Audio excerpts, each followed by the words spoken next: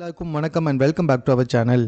ரொம்ப அதிர்ச்சியான விஷயம். But at the same time யாரும் பேனிக் ஆக தேவையில்லை. பிகாஸ் நம்ம தமிழ் சினிமாவை பொறுத்த வரைக்கும் சமீப காலமாக இதை நம்ம ரொம்ப அதிக அளவில் பார்த்து வந்துக்கிட்டு இருக்கோம். அதாவது நடிகை கீர்த்தி சுரேஷ் இருக்காங்களே, அவங்க தன்னுடைய கணவரை பிரிந்து 2 மாதமாக தனியாக தான் வாழ்ந்து வந்துக்கிட்டு இருக்காங்களாம்.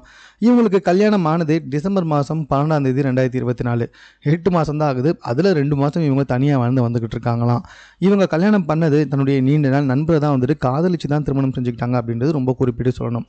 அதுக்கு நடுவில் இவங்களுக்கு ரொம்ப பெரிய மிஸ் அண்டர்ஸ்டாண்டிங்ஸ்லாம் வந்திருக்க காரணத்தினால இவங்க தற்போது தனியாக வாழ்ந்து வந்துக்கிட்டு இருக்காங்களாம்.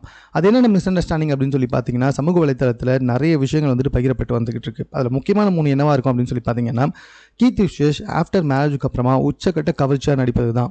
கல்யாணத்துக்கு முன்னாடி வரைக்குமே பார்த்தீங்கன்னா அவ்வளோ கவர்ச்சியில் கீர்த்தி சுரேஷ் நடிச்சிருக்கவே மாட்டாங்க. சொல்லப்போனால் கவர்ச்சியாகவும் நடிச்சிருக்க மாட்டாங்க. ஆனால் ஆஃப்டர் மேரேஜ் பார்த்தீங்கன்னா கீர்த்தி சுரேஷ் ஒரு பாலிவுட் படத்தில் உச்சக்கட்ட கவர்ச்சியில் நடிச்சிருப்பாங்க. அது மட்டும் இல்லாமல் எந்த ஒரு ஈவெண்ட்டாக இருக்கட்டும், இல்லை ஏதாவது ஒரு சினிமா சம்பந்தமான நிகழ்ச்சிகளாக இருக்கட்டும், எங்கே போதா இருந்தாலும் ரொம்ப கவர்ச்சியான ஆடைகளை தான் நம்ம பார்த்து வந்துக்கிட்டு இருக்கோம். உங்களுக்கே தெரியும் கல்யாணத்துக்கு முன்னாடியும் கல்யாணத்துக்கு அப்புறம் எவ்வளோ பெரிய டிஃப்ரெண்ட் அவங்ககிட்ட இருக்குது அப்படின்னு சொல்லிட்டு.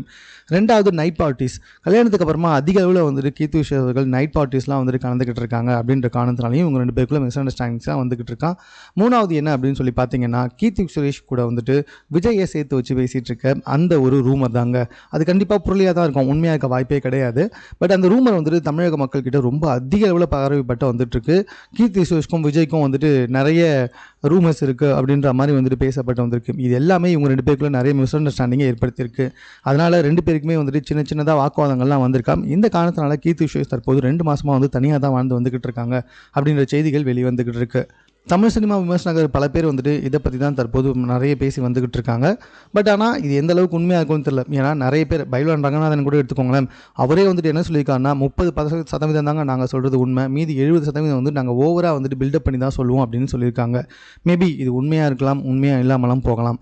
ஆனால் கண்டிப்பாக கல்யாணத்துக்கு அப்புறமா கீர்த்தி சுரேஷ் கிட்ட ஒரு மிகப்பெரிய சேஞ்சஸ் இருக்குன்னு சொன்னால் அதில் எந்த டவுட்டும் இருக்காது அப்படின்னு தான் நான் நினைக்கிறேன். ஸோ இது சம்மந்தமாக உங்கள் கருத்து என்ன அப்படின்றத கமெண்ட்டில் தெரியப்படுத்துங்க. மேலும் இது போன்ற செய்திகளை உடனுக்குடன் தெரிந்து கொள்வதற்கு சென்னை சேனலை சப்ஸ்கிரைப் பண்ணுங்கள்.